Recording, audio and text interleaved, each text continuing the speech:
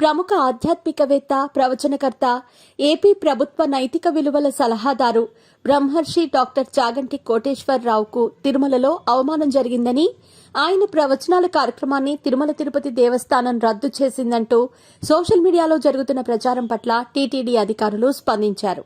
ఈ వార్తలను తోసిపుచ్చారు. వాస్తవం ఏంటనేది వివరించారు. బిజీగా గడుపుతున్న లైఫ్ లో చిన్న బ్రేక్ తీసుకుని ఎంజాయ్ చేయాలి అనుకుంటున్నారా? అయితే వెంటనే ఆర్వీ వెకేషన్స్ ప్రైవేట్ లిమిటెడ్ ని సంప్రదించండి. మరిన్ని డీటెయిల్స్ కోసం సంప్రదించండి 7997979960. ప్రతి సంవత్సరం జనవరిలో చాగంటి కోటేశ్వరరావు తిరుమల వచ్చి శ్రీవారిని దర్శించుకోవటం ఆనవాయితీగా వస్తుంది. ఇందులో భాగంగా ఈ నెల 14వ తేదీన శ్రీవారి దర్శనం, 16వ తేదీ సాయంత్రం తిరుపతి మహతి ఆడిటోరియంలో ప్రవచనాలు ఇవ్వటానికి ఆయన అంగీకరించారు. దీనికోసం కిందటి నెల 20వ తేదీన టీటీడీ అధికారులు ప్రొసీడింగ్స్ ఇచ్చారు. చాగంటి కోటేశ్వరరావు గారు ప్రభుత్వ సలహాదారు కావటం, ఆయనకు కేబినెట్ ర్యాంక్ ఉండటం వల్ల ప్రోటోకాల్ ప్రివిలేజ్ ప్రకారం 14వ తేదీన శ్రీవారి దర్శనం ఏర్పాట్లను చేశారు టీటీడీ అధికారులు.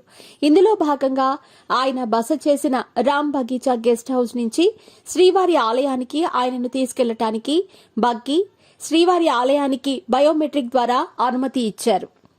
వయసు రీత్యా శ్రీవారి ఆలయానికి బయోమెట్రిక్ ద్వారా వెళ్లే సదుపాయం ఉన్నప్పటికీ ఆయన దాన్ని సున్నితంగా తిరస్కరించారని టీటీడీ అధికారులు వివరించారు.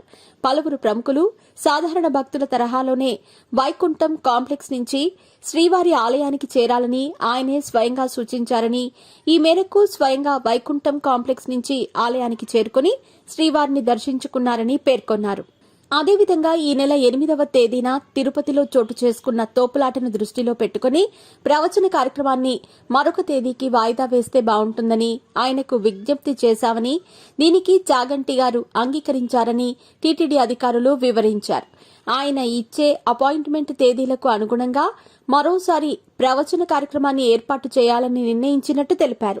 వాస్తవ పరిస్థితులు ఇలా ఉంటే బయోమెట్రిక్ ద్వారా కాకుండా వైకుంఠం క్యూ కాంప్లెక్స్ నుంచి శ్రీవారి ఆలయంలోకి అనుమతించారని, చివరి నిమిషంలో పరిపాలనా కారణాల వల్ల చాగంటి ప్రవచనాల కార్యక్రమాన్ని టీటీడీ రద్దు చేసినట్టు వార్తలు ప్రచారం చేయటం సరికాదని అన్నారు.